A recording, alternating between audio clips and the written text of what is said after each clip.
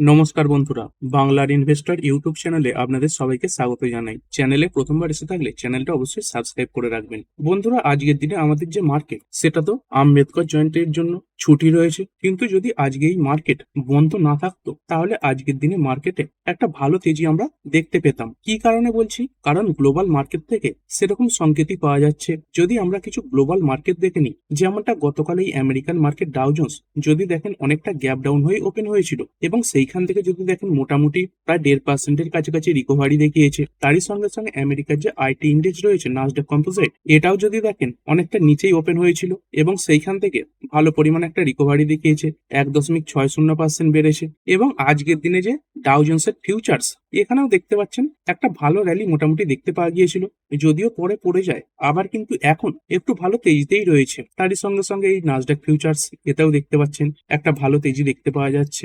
এবং আরো অন্যান্য যে মার্কেট রয়েছে সেগুলো যদি আমরা দেখি, যেমনটা এখানে দেখতে পাচ্ছেন জার্মানির মার্কেট ড্যাক্স, এটা 1.20% বেড়ে ট্রেড করছে। তারপরে ফুটসি 100 দেখতে পাচ্ছেন 0.16% বাড়া, ক্যাক 40 বেড়েছে 0.79%, ইউরো স্টক্স এটা 1.04% বাড়া। এরপর যদি বিভিন্ন এশিয়ান মার্কেট গুলো দেখি, আজকের দিনে তো এশিয়ান মার্কেট সবই প্রায় খোলা ছিল। এই নিক্কেই দেখতে পাচ্ছেন জাপানের যে মার্কেট, এটা 2.43% বাড়া। তারপরে চীনের কিছু মার্কেট, এই সাংহাই, এটা দেখতে পাচ্ছেন 0.95% তেজিতে রয়েছে। হ্যাংস্যাং এটাও বাড়া 0.82%, এবং এই সাউথ কোরিয়ার মার্কেট যে কোসপি রয়েছে, এটাও প্রায় 0.3% বাড়া রয়েছে। তো এখান থেকে কি বুঝতে পারছেন, গ্লোবাল মার্কেটে আজকে কিন্তু এই তেজি ফিরে এসেছে। এবং তারই সঙ্গে সঙ্গে আমাদের যে নিফটি, সেটা বন্ধ থাকলেও এই যে গিভ নিফটি, এটা কিন্তু ওপেন রয়েছে। তো যদি এই গিভ নিফটির পারফরমেন্স দেখি, এখানে দেখতে পাচ্ছেন এই যে গিভ নিফটি, এখানে 1.42%-এর কাছাকাছি তেজি দেখতে পাওয়া যাচ্ছে। কতই ট্রেড করছে বর্তমানে গিভ নিফটি দেখতে পাচ্ছেন, এই 24,216-র কাছে ট্রেড করছে। এবং এর আগে নিফটি কতই বন্ধ হয়েছিল, এই 23,842-এ বন্ধ হয়েছিল। মোটামুটি যদি দেখেন এই নিফটির থেকে এই যে গিভ নিফটি, এখানে প্রায় 300 থেকে 350 পয়েন্টের কাছাকাছি বেশি তেজি দেখতে পাওয়া যাচ্ছে। যদি আজকে আমাদের এই নিফটি ফিফটি ওপেন থাকতো, মার্কেট ওপেন থাকতো, এই নিফটি ফিফটি বলুন, সেন্সেক্স বলুন বা নিফটি ব্যাংক, এইগুলোতে মোটামুটি ভালো একটা তেজি আমরা দেখতে পেতাম। আর আমাদের মার্কেটের জন্য বর্তমানে সব থেকে গুরুত্বপূর্ণ কি জিনিস, সেটা হচ্ছে ক্রুড অয়েলের প্রাইস। এই ইউএস এবং ইরানের মধ্যে ডিল কোন রকম কমপ্লিট হয়নি, কোন রকম নেগোসিয়েশনে পজিটিভ আউটকাম সামনে আসেনি। এসব খবরের পরে আমাদের যে ক্রুড অয়েল 100-র ওপরে উঠে গিয়েছিল, 104-5 চলে গিয়েছিল, সেখান থেকে আবার দেখতে পাচ্ছেন এই যে ব্রেন্ট ক্রুড, এটা কিন্তু 100-র নিচে নেমে চলে এসেছে। এখন এই 97.5-এর কাছাকাছি ট্রেড করছে, এটাও যথেষ্ট একটা ভালো সংকেত। তো কি কারণে মার্কেট এর আগে পড়েছিল, এবং তারপরে আজকের দিনে কি কারণে গ্লোবাল মার্কেটে তেজি ফিরলো? এই যে নেগোসিয়েশন, সেখানে কোনো পজিটিভ আউটকাম সামনে না আসার পর এই আমেরিকার নেভি তারা কি করেছিল দেখতে পাচ্ছেন, তারাই ইরানিয়ান যে পোর্টস রয়েছে, এই স্টেট অফ হরমুজের আশেপাশে ইরানের যে বিভিন্ন পোর্টস রয়েছে, সেখানে ফুললি ব্লকেট শুরু করে দিয়েছিল। ইরানের কোনো জাহাজকে বাইরে বেরোতেও দিচ্ছিল না, এবং তারই সঙ্গে সঙ্গে এই ইরানে কোনো জাহাজকে ঢুকতেও দিচ্ছিল না। এবং এই ব্যাপারটাকে অনেক দেশ অপোজও করেছে, মানে বিরোধিতা করছে।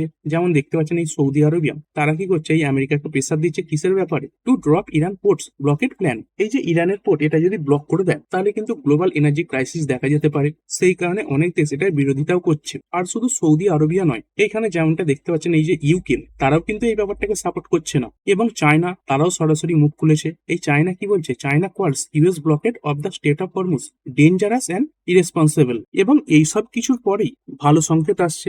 দেখতে পাচ্ছেন এই ডোনাল্ড ট্রাম্প, তিনি দাবি করেছেন কি, Iran again expressed interest in deal after US naval blockade begins. তো এই নাভাল ব্লকেট শুরু হয়ে যাওয়ার পরে ইরানও চাপে পড়েছে, এবং সেই কারণে ইরান তারা আর একবার এই যে নেগোসিয়েশন, সেটা করতে রাজি হয়েছে। দেখুন, এই ধরনের যে বড় বড় যুদ্ধগুলো চলে, এতদিন ব্যাপী যুদ্ধ চলে, সেখানে কিন্তু একবার নেগোসিয়েশনে কোনো আউটকাম সামনে আসে না, 3-4টে নেগোসিয়েশন চলতেই পারে। এই দুপক্ষই দুপক্ষর কাছে বিভিন্ন রকম মতামত সামনে রাখে, একবারে কিন্তু সেই সমস্ত মতামতে আসা সম্ভব হয় না। তো ডোনাল্ড ট্রাম্প তিনি তো তার দিক থেকে দাবি করছেন যে দ্বিতীয়বার একটা নেগোসিয়েশন হতে পারে। আর ইরান কি বলছেন, এই ইরানও দেখতে পাচ্ছেন open to more talks with US. এই ইরান তারাও এই আমেরিকার সঙ্গে পরবর্তীকালে কথা বলতে রাজি আছে, এবং তারই সঙ্গে সঙ্গে দেখতে পাচ্ছেন এই prepared for all option including war, মানে নেগোসিয়েশন যদি নাও হয় তাহলে তার পরবর্তী যে সিচুয়েশন, সেগুলোর জন্যও কিন্তু ইরান রেডি আছে। মানে পরবর্তীকালে আমেরিকা যদি অ্যাটাক চালায়, ইসরায়েল যদি অ্যাটাক চালায়, সেগুলোর মোকাবিলা করার জন্য তারা প্রস্তুত, এটাই তারা বলছে। মানে কি বুঝতে পারছেন, এই একটা সেকেন্ড রাউন্ডের জন্য এই যে নেগোসিয়েশন সেটা হতে পারে। আর এই নেগোসিয়েশনে একটা ইস্যু থাকবে, সেটা হচ্ছে কি এই ইরানের নিউক্লিয়ারটাকে নিয়ে ডিল। এই একটা সমস্যা দেখা যাচ্ছে এই আমেরিকা তারা কি চাইছে যে ইরান পরবর্তী 20 বছরের জন্য তাদের যে নিউক্লিয়ার প্রোগ্রাম সেটা বন্ধ রাখুক, এবং সেখানে তেহরান মানে ইরান এরা কি চাইছে, এরা কিন্তু 5 বছরের জন্য এই নিউক্লিয়ার প্রোগ্রাম বন্ধ রাখতে রাজি হয়েছে। তো এই ব্যাপারটাকে নিয়ে নেগোসিয়েশন চলবে, এটাই মেন ফোকাস থাকবে। এই তেহরান হয়তো এই 5 বছরই আটকে থাকতে পারে, এই আমেরিকা 20 বছরটাকে কিছুটা কমাতে পারে, বা তেহরান তারা হয়তো 10 বছরের জন্য রাজি হতে পারে। তবে এটা ভালো খবর যে ইরান তারা এই 5 বছরের জন্য হলেও এই যে ইউরেনিয়াম এনরিচমেন্ট সেটা বন্ধ রাখবে বলেছে। তো এরকম নেগোসিয়েশনের মাধ্যমে এই যে টাইম ফ্রেম সেটা কিন্তু ঠিক হয়ে যেতে পারে। তারই সঙ্গে সঙ্গে আরো কিছু ভালো খবর হচ্ছে, এই যে সিজফায়ার যেটা শুরু হয়েছে সেটা কিন্তু কোনো পক্ষের তরফ থেকে এখনো ভাঙা হয়নি। ছোটখাটো অ্যাটাক চলছে, কিন্তু বড় বড় যে অ্যাটাক যেগুলো হলে এই সিজফায়ার ভেঙে গেছে বলে মূলত ধরা হয়, সেরকম বড় অ্যাটাক কিন্তু এখনো পর্যন্ত হয়নি। তাই সঙ্গে সঙ্গে এই ক্রেমলিন মানে রাশিয়া তারাও দেখতে পাচ্ছেন এই অফার আমেরিকার সামনে রেখেছে, কি to take Iran's highly enriched uranium. এই রাশিয়া চাইছে এই ইরানের যে এনরিচ ইউরেনিয়াম রয়েছে সেটা আমেরিকা নিয়ে নিক, এবং এই যে যুদ্ধ সেটা বন্ধ করুক। এবং তারই সঙ্গে সঙ্গে এই ইসরায়েল এরা বারবার হুমকি তো দিচ্ছে যে যে কোনো সময় এই সিজফায়ার এটা ভেঙে যেতে পারে, আমরা প্রথম অ্যাটাক করা শুরু করে দিতে পারি। কিন্তু সেরকম কোনো কিছু এখনো দেখা যায়নি। এই ইসরায়েলের তরফ থেকেও এখনো যে অ্যাটাক সেটা বন্ধ রয়েছে। তো টানা 14 দিন ব্যাপী যে সিজফায়ার ঘোষণা হয়েছে সেটাই এপ্রিলের 22 তারিখে শেষ হবে। তো তার আগে কোনো রকম ডিল হয়ে যায় কিনা, বা তার আগেই দুপক্ষের তরফ থেকে কোনো প্রকার অ্যাটাক হয় কিনা, তার উপরে কিন্তু মার্কেটের যে মুভমেন্ট সেটা নির্ভর করবে। আর এই যে ডিল হতে পারে এরকম খবরে অন্যান্য কিছু অ্যাসেট ক্লাসেও মুভমেন্ট দেখা গেছে। যেমনটা যদি এই গোল্ডের কথা বলি, এই গোল্ডে দেখতে পাচ্ছেন 1%-এর কাছাকাছি তেজি দেখতে পাওয়া যাচ্ছে, এটাই স্পট গোল্ড। এবং এরই সঙ্গে সঙ্গে যদি স্পট সিলভারের কথা বলি, এটাই 3.49%-এর কাছাকাছি বাড়া, প্রায় 3.5%-এর কাছাকাছি। আর কি কারণে এই সিলভার গোল্ড এগুলো বাড়ছে, কারণ এই যুদ্ধ বন্ধ হতে পারে, ডিল হতে পারে, এরকম খবরগুলো এলেই আমেরিকার যে ডলার ইন্ডেক্স রয়েছে এটা কিন্তু দুর্বল হয়ে পড়বে। তো সেই আমেরিকার ডলার ইন্ডেক্স দেখতে পাচ্ছেন দুর্বল হয়ে পড়ছে, এই ক্রুড অয়েলের দাম কমছে, এবং এই সব কিছু হলেই এই গোল্ড সিলভার এগুলোতে কিন্তু রিকভারি আসছে বর্তমানে যেটা দেখা যাচ্ছে। তো দেখা যাক আগামীকাল আমাদের ইন্ডিয়ান যে নিফটি ফিফটি রয়েছে, সেন্সেক্স রয়েছে, এইগুলো ওপেন হয়ে যাওয়ার আগে যদি খুব কোনো খারাপ সংকেত না আসে, গ্লোবাল মার্কেটে বড় পতন না দেখতে পাওয়া যায়, তাহলে কিন্তু আগামীকাল মার্কেটে একটা মোটামুটি ভালো পারফরমেন্স দেখতে পাওয়া যেতে পারে। আর এরপরে আইএমডি এদের তরফ থেকে এমন কিছু খবর সামনে আসছে যেগুলো এই ইন্ডিয়ান মার্কেটের কিছু সেক্টরের উপর ইম্প্যাক্ট ফেলতে পারে। তো এই আইএমডি এরা কি করে থাকে, ইন্ডিয়ার যে আবহাওয়া সেটার প্রেডিকশন করে থাকে, বিভিন্ন রকম তথ্য সামনে রাখে। তো সেই আইএমডি কি বলছে দেখতে পাচ্ছেন, India likely to experience below normal south east monsoon at 92%। তো এবারে আমাদের ভারতে এই যে বৃষ্টির সিজন সেখানে কম বৃষ্টি হতে পারে, সাধারণ যে বৃষ্টি সেটা ধরা হয় 100%, তো এবারে কিছুটা কম বৃষ্টিপাত হতে পারে এই 92%, এটা প্রেডিকশন করে তারা চলছে। তো এরকমটা হলে কি হবে, এই গরম সেটা এমনিতেই বেড়ে যাবে।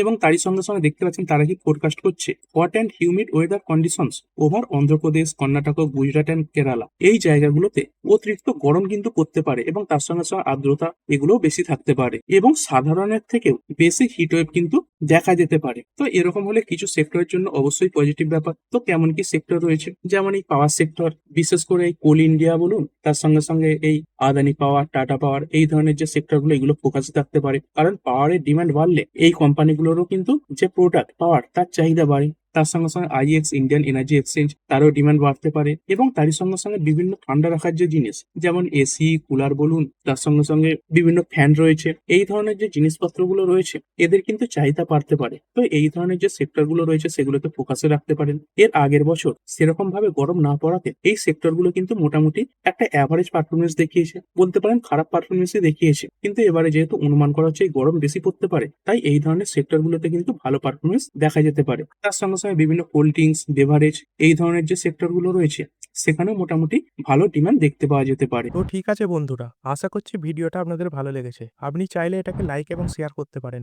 আর শেয়ার মার্কেট সংক্রান্ত ডেইলি নিউজ আপডেট পেতে চ্যানেলটা সাবস্ক্রাইব করে রাখবেন, এবং পাশে থাকা বেল আইকনটি টিপে অল অবশ্যই সিলেক্ট করে রাখবেন, যাতে পরবর্তী ভিডিওর নোটিফিকেশন আপনার কাছে সময় মতো পৌঁছে যায়। আর হ্যাঁ, ভিডিওটি শুধুমাত্র ইনফরমেশন এবং এডুকেশনাল পারপাসের জন্য বানানো হয়েছে। আমি সেবি রেজিস্টার্ড নই, তাই কোনো প্রকার শেয়ারে কোনো প্রকার বাই, সেল, হোল্ড বা অ্যাভারেজ করার কোনো সিদ্ধান্ত নেওয়ার আগে আপনার যে ফাইন্যান্সিয়াল অ্যাডভাইজার আছে তার সঙ্গে অবশ্যই আলোচনা করবেন। দেখা হচ্ছে পরের ভিডিওতে। ধন্যবাদ।